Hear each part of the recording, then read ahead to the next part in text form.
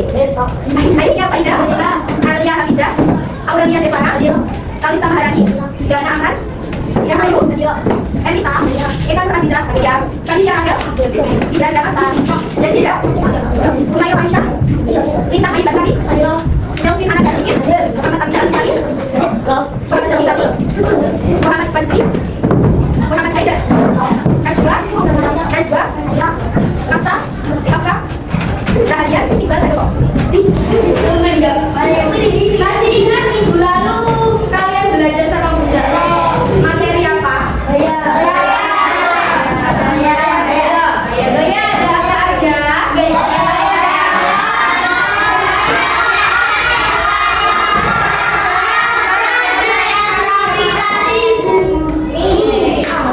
Tujuan pembelajaran hari ini kita akan belajar tentang menyulit diri gaya gesek. Coba dibuka bukunya halaman 45, menyulit diri gaya gesek. Ayo dibuka Melvi. Ayo sebelumnya kita tepuk semangat dulu, oke?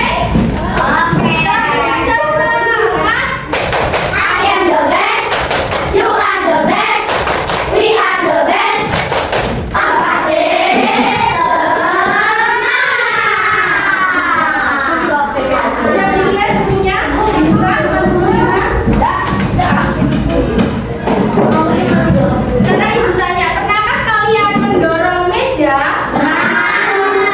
Apakah berat? Apakah ringan? Capek? Kalau mendorong meja? Capek. Kemudian misalnya kalian pergi ke sekolah dengan mendorong troli, dengan barang yang banyak itu, kalau didorong itu mudah apa sulit? Mudah. Karena ada apanya kok? Nah, sekarang ayo bersama-sama di depan, yaitu gaya gesek di sekitar kita. Ada yang tahu apa itu gaya gesek? Oke, apa benar gaya gesek itu? Di kopnya gaya gesek 45. Nah, gaya gesek itu gaya yang terjadi ketika dua permukaan benda saling bersentuhan dan bergerak. Ayo baca bersama-sama di depan. Gaya gesek terjadi ketika dua permukaan benda saling bersentuhan dan menahan gerak. Nah, faktor-faktor yang mempengaruhi gaya gesek ada apa aja? Yang terbuka, yang juga ada.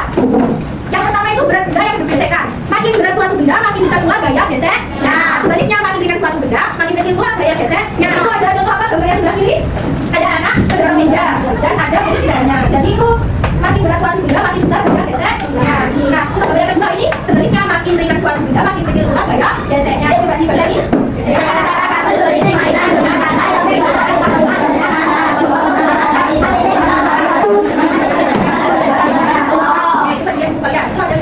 Anak mendorong apa? Yang lebih besar gaya geseknya itu yang ada gambarannya atau yang tidak ada gambarannya?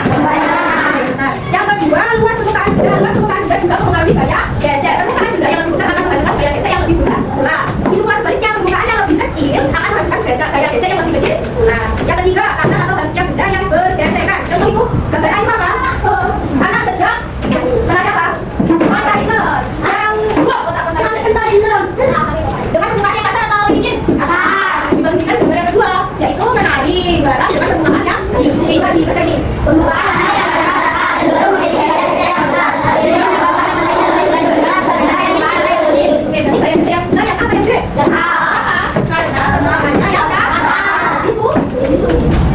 selanjutnya, cara memperbesar dan memperkecil gaya gesek. Yang pertama itu memperbesar gaya gesek. Satu, lapisi permukaan dengan benda karet. Bentuknya baru dibuka. Kenapa kok benda karet? Ada yang tahu? Apa? Kan kita kan memperbesar gaya gesek, melapisi permukaan benda dengan karet. Kenapa kok benda karet? Oke, kita. Yang kedua, memperluas bidang permukaan. Benda dengan bidang permukaan luas memiliki gaya gesek lebih besar terhadap daripada benda dengan bidang permukaan sempit. Misalnya orang gatal di payung memanfaatkan lebar pasuk untuk merambat gerak jauh. Coba dilihat dalam permukaannya. Yang ketiga, menambahkan alur atau flora kasar pada permukaan benda. Kalian tahu alur? Alur pada bat ini. Ini menambahkan alur pada bat. Coba dibaca ini. Berarti manfaatnya ban sepeda adanya alur ini yaitu untuk mencegah tergelincirnya sepeda saat di jalan yang licin. Jadi gaya gesek itu dapat diperbesar. Yang pertama apa? Kedua,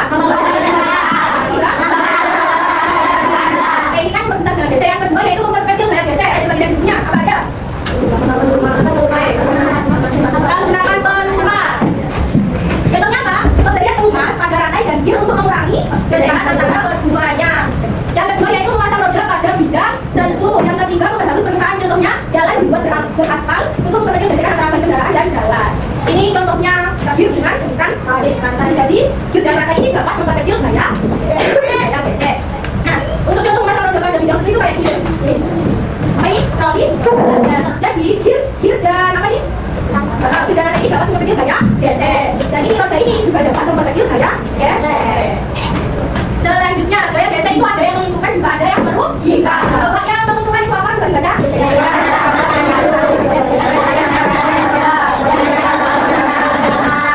Jadi, yang menguntungkan gaya besek yang pertama itu gesekan antara amplas dengan kayu. Biasanya kalian pernah lihat nggak? Ayah misalnya kampas kayu itu.